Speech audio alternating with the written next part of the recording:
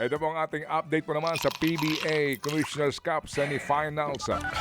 Lamang na Nanay Christy ang Barangay Ginebra Gin King sa PBA Commissioner's Cup Semifinal Series kontra po sa Rain or Shine Elasto Painters. Ito po'y bunsod ng kanila pong panalo sa Game 3, 103-98. Nakabuo ng bentahe ang Ginebra matapos nga po ang mainit na third quarter. Nakabalik po sa laro ang Rain or Shine pagpasok po ng fourth pero kinapos ang kanilang comeback. Ang kanila pong top scorer ay si Scotty Thompson pa rin para po sa Barangay Ginebra matapos po ang 25 puntos. Hawak ngayon ng Gin Kings ang lead sa serye 2-1 at eto na yung pong sa Coach Luigi. Walang import ang TNT. Anyari. Eto na nga mga kapatid, pinanalo po ni RR Pogoy ang TNT Tropang 5G sa Game 3 ng kanilang PBA Game Semi-Final Series kontra sa Meralco Bolts. Sorry, Ate Dina. Ito na, pumasok po ang panlamang na tres ni Pogoy sa huling 8 segundo ng laro. May dalawang chance ang Meralco na madala sa overtime ang laro pero sablay ang dalawang layup attempts nila. Final score, ang ganda ng laban ha, 77-75. Lamang na sa serye ang TNT 2-1. Nagawa nilang manalo kahit walang sumalang na import. Dahil nga po injured ngayon si Bolbol. Umiscore ng 9 points si Pogoy habang top scorer si Rain ng Batak na may 18 points. Ayun na nga. Sa Miyerkules may import na ang TNT. Ay sus. Pero anyway, ganun po naman talaga. Ano ho? Yan po din ay nagbibigay ng excitement sa atin.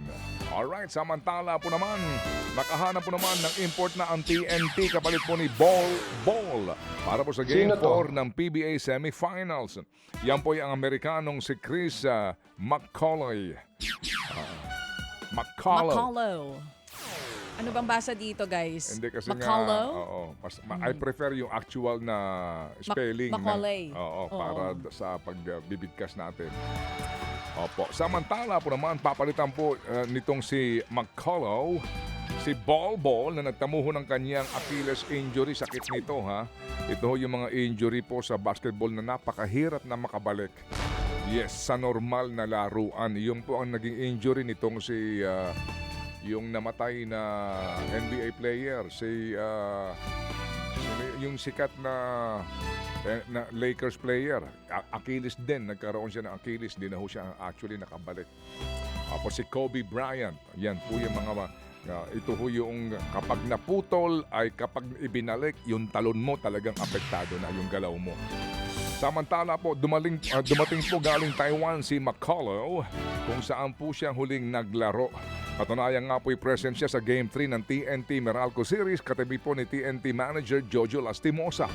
Hindi ito ang unang beses po na ito'y nakapaglaro sa PBA dahil nakapag-champion na siya bilang import naman noon ng San Miguel. Tinalo po ng Beerman ng TNT noong 2019 Commissioner's Cup para po sa naturang titulo. Samantala, opisyal nang nagbukas ang ika-66 na palarong pambansa sa Agusan del Sur. Ito po ang unang beses na nag-host ang probinsya ng palaro. Higit 10,000 atleta mula sa 18 rehiyon sa bansa ang lalahok. Isa sa mga bago ay ang pagpasok ng weightlifting bilang regular medal sport. Pati ang football para sa secondary level at futsal sa elementary level.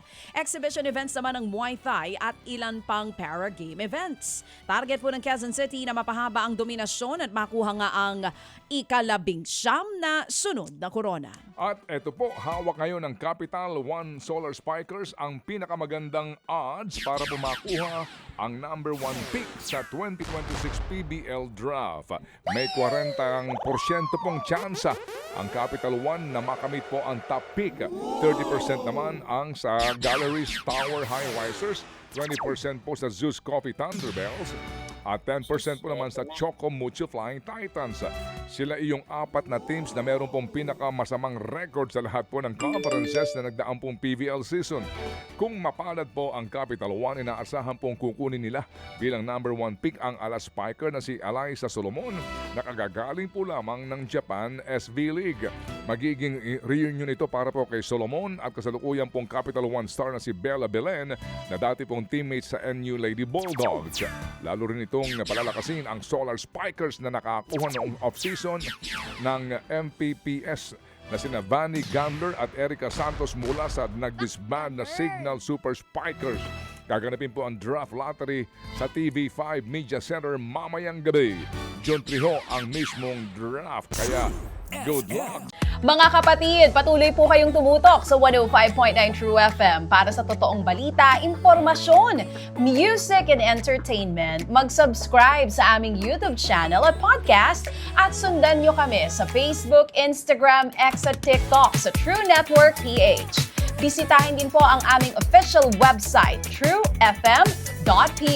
At panoorin din kami sa True TV Signal, Channel 19. Kami po ang 105.9 True FM. Laging true sa'yo, kapatid.